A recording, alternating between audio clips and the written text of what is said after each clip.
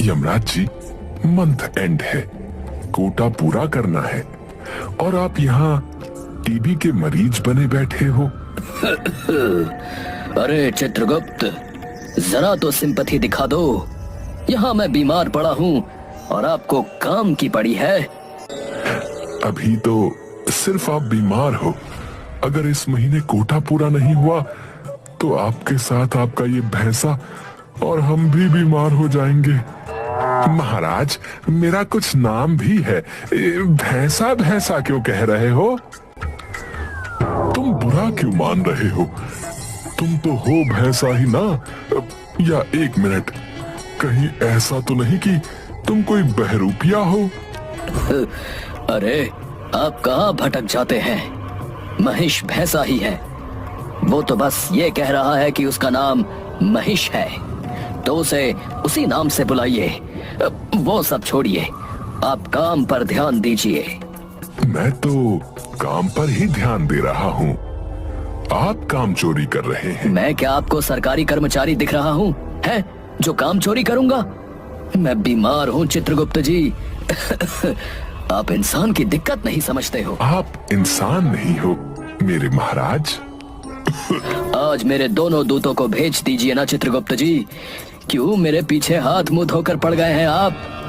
अब ठीक है, पर अगर उनसे कोई गलती से भी मिस्टेक हुई तो आपको जाना पड़ेगा। ठीक है यार। यार महाराज, आप फिर इंसानों की भाषा बोलने लगे? अरे मतलब ठीक है चित्रगुप्त जी, ठीक है। आखिरकार यमराज चैन की सांस लेते हैं, पर जरा ही देर बाद उनके पास समाचार आता है कि उनके दूत टॉमी नाम के आदमी की जगह टॉमी नाम का कुत्ता उठा लाए हैं। लीजिए यमराज जी, आ गए आपके चेले आपका काम बिगाड़ कर। चलिए फटाफट मृत्यु लोक के लिए निकल लीजिए। चित्रगुप्त जी, आप आजकल बॉलीवुड की फिल्में देख रहे हैं क्या? ये आपकी भाषा कैसी हो गई है? मेरी भाषा छोड़िए और अपने भैंसे पर ध्यान दीजिए। अब ये लीजिए, अभी ये एक ही नाम आया है ऊपर से, टॉमी। मंथ एंड है ना, तो ऊपर भी बहुत बिजी है सब। जैसे ही अगला नाम आता है तो वीडियो कॉल करता हूँ। अरे मतलब दिव्य दृष्टि से आपको बुला लूंगा। आप भी ना चित्रगुप्त जी, न जाने कैसी बातें करते हैं। चलिए, अच्छा मैं अब चलता हूँ। बीमार यमराज महिष पर सवार होते हैं और मृत्यु लोक के लिए निकल जाते हैं। मैं इतना खुश था कि आप बीमार हो। हैं? क्या कहा? अरे महाराज, बुरा न माने, मेरा कहने का मतलब है कि आप बीमार हैं, तो मुझे लगा था कि अब हम लोग आराम से समर वेकेशन मनाएंगे, पर चित्रगुप्त जी तो किसी की सुनते ही नहीं है। चल कोई ना, फटाफट काम निपटाते हैं और फिर आराम करते हैं। वो लोग एक हॉस्पिटल में पहुंचते हैं, जहां एक टॉमी नाम का कवि अपनी मृत्यु शैया पर लेटा हुआ था। ये है टॉमी, और मेरे दूत किसी कुत्ते को उठा कर ले आए थे। हद हो गई। वैसे ये भी महाराज किसी कुत्ते से कम नहीं लग रहा है। देखिए कैसे हाफ रहा है। मौत से किसको डर लगता है साहब? अरे मौत से किसको डर लगता है साहब?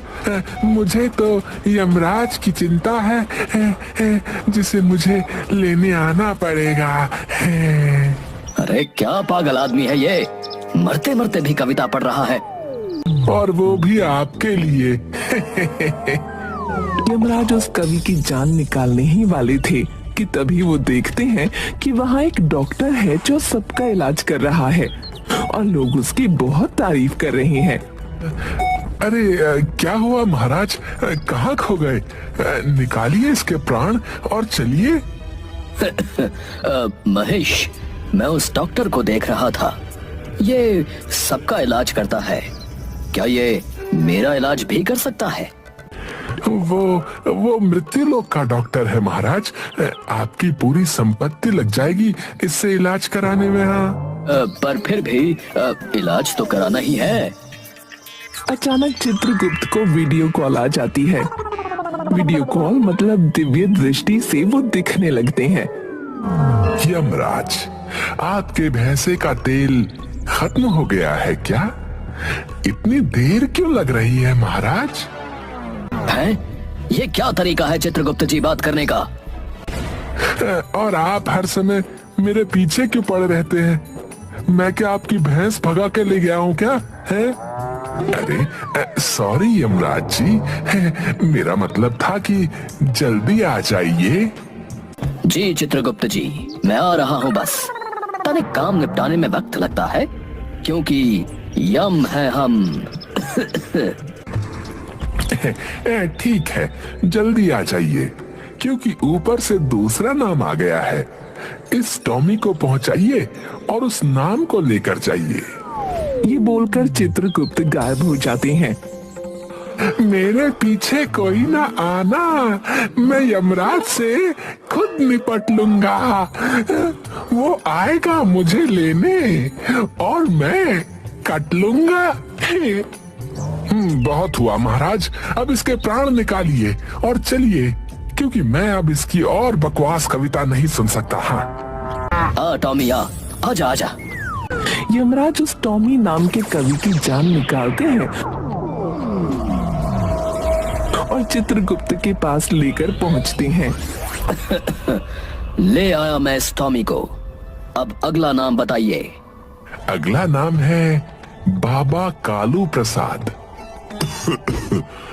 और कोई खतरनाक नाम नहीं मिला? अरे ये एक ढोंगी बाबा है, जाइए इसको ले आइए। यमराज फौरन महेश पर सवार होते हैं और बाबा कालू प्रसाद को लेने पहुंचते हैं। वो भी उसी अस्पताल में पड़ा होता है। इसीलिए मुझे गुस्सा आता है चित्रगुप्त जी पर। किसी दिन मैं धरने पर बैठ जाऊंगा। जब यहीं वापस आना था तो अपनी वीडियो कॉल से बता देते। शांत गदाधारी भीम, शांत। मैं यमराज हूँ, भीम नहीं। और मैं तेरी सवारी करता हूँ महेश, गधे की नहीं। ओफो महाराज, गधा नहीं गदा, गदा। आप भी ना। खैर वो सब छोड़िए और इस ढोंगी बाबा को लेकर चलिए। मुझे अपना इलाज कराना है। मेरी मानिए महाराज, पहले इसको पहुंचा दीजिए, वरना चित्रगुप्त महाराज हम दोनों का इलाज कर देंगे। हाँ, ए डॉक्टर, इलाज कर मेरा, वरना ऐसा मंत्र मारूंगा कि तेरी 7 पुश्तें याद रखेंगी। इतना ही मंत्र जानते हो तो अपना इलाज खुद कर लो। देखा महेश, देखा कितना समझदार डॉक्टर है। यमराज कुछ कहने ही वाले होते हैं कि तभी फिर से चित्रगुप्त जी प्रकट हो जाते हैं और उन्हें जल्दी आने के लिए कहने लगते हैं। ऐसा ही चलता रहा तो मैं रिजाइन कर दूंगा या चित्रगुप्त जी का तबादला। मुझे बता दीजिएगा पहले, मैं भी साथ में रिजाइन दूंगा। ठीक है, पर अभी तो चलते हैं। यमराज उस ढोंगी बाबा के प्राण निकालते हैं और चित्रगुप्त जी के पास पहुंचते हैं।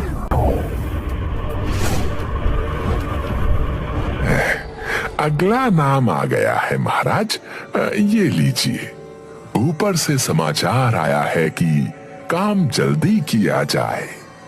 इन्होंने तो हमें बंधुआ मजदूर समझ लिया है महाराज।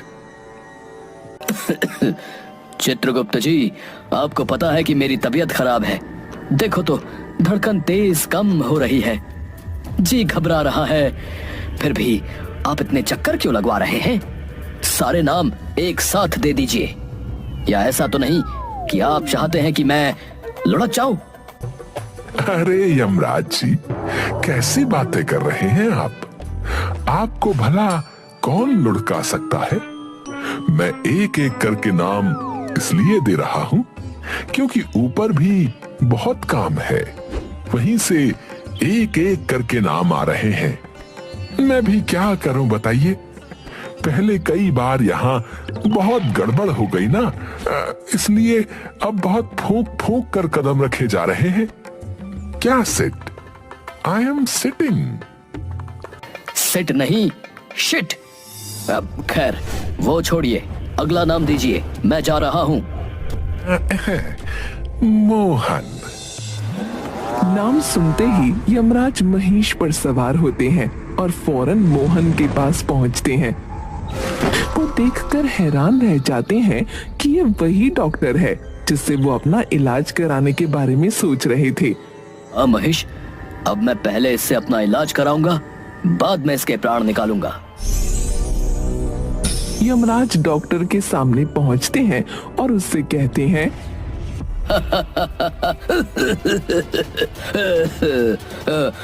यम है हम। ओके, तो ये हिंदी फिल्मों के विलन की तरह हंसना जरूरी है क्या? मैं यहाँ तेरी जान निकालने आया हूँ, पर उससे पहले तुझे मेरा इलाज करना होगा, क्योंकि मैं बहुत बीमार हूँ। अच्छा, मैं तुम्हारा इलाज करूँ और फिर तुम मेरी जान भी निकाल दोगे? मैं नहीं कर रहा तुम्हारा इलाज विलाज। अरे ऐसे तो ये मानेगा नहीं। अब क्या करूं, क्या करूं? हाँ, आइडिया। अच्छा, तो एक डील करते हैं, तुम मेरा इलाज करो और मैं तुम्हें बख्श दूंगा। अरे महाराज, आप ये क्या बोल रहे हैं? बहुत बड़ी गड़बड़ हो जाएगी, ऐसा मत करिएगा। मैं आपके ऊपर विश्वास कैसे करूं? यम है हम। तुम्हारे इस धरती लोक के कोई नेता नहीं है जो झूठा वादा करेंगे। अच्छा, ऐसा है तो ठीक है। डॉक्टर यमराज को वहीं पर लिटाता है और उनका इलाज करना शुरू करता है। डॉक्टर यमराज को इंजेक्शन लगाने की कोशिश कर रहा होता है, पर उसकी सुई टूट जाती है। ये कैसी गेंडे की खाल है, मेरे इंजेक्शन की सुई ही टूट गई। क्या कहा? साले, एक झटके में परलोक पहुंचा दूंगा तुझे। अच्छा, तो तुम्हारा इलाज कौन करेगा? ये भैंसा? यार, ये हर कोई मेरे पीछे ही क्यों पड़ा रहता है? आराम से लेटे रहो, मैं जानवरों वाला इंजेक्शन लेकर आता हूँ। हे भगवान, महाराज आपको ये जानवर कह रहा है। कोई बात नहीं, इलाज कराना है तो इतना सहना पड़ेगा। तभी अचानक चित्रगुप्त जी का वीडियो कॉल आ जाता है। इतनी देर हो गई, आप लोग अभी तक आए क्यों नहीं? अरे यमराज, ये आप लेटे हुए क्या कर रहे हैं? वो महाराज की तबीयत बहुत खराब है ना, इसलिए सोचा कि इसके प्राण निकालने से पहले इलाज करा लें। हे भगवान, मैं कहां जाके अपना माथा मारूं? उठिए यमराज जी और फौरन यहाँ आइए, वरना आज अनर्थ हो जाएगा। मैं नहीं आ रहा। मैंने इस डॉक्टर से डील की है कि इसने अगर मुझे ठीक कर दिया तो मैं इसकी जान नहीं लूंगा। यमराज जी, आज आपकी वजह से हम सबकी वाट लगेगी। ये आप क्या कर रहे हैं? फिलहाल तो मैं आपकी ये वीडियो कॉल डिस्कनेक्ट कर रहा हूँ। वीडियो कॉल खत्म होते ही वहाँ डॉक्टर जानवरों वाला इंजेक्शन लेकर आ जाता है, पर वो इंजेक्शन भी यमराज पर काम नहीं करता और टूट जाता है। डॉक्टर कई पैंतरे आजमाता है, पर यमराज के ऊपर कोई भी काम नहीं आता। बहुत हुआ सम्मान, तेरे बस का कुछ नहीं। चल, तेरे प्राण निकालता हूँ। अरे महाराज सुनो तो, आप इंसान नहीं हो ना, इसलिए। हाँ, हमें पता है, यम है हम। ये बोलकर यमराज उसकी जान निकाल लेते हैं।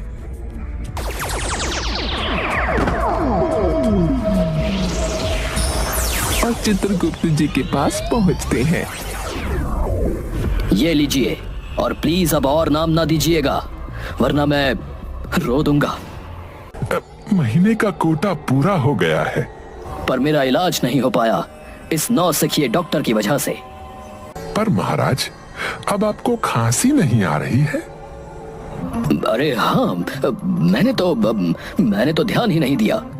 ऐसा इसलिए क्योंकि मंथ एंड होने पर जब कोटा पूरा नहीं होता तो आपकी तबीयत बिगड़ जाती है।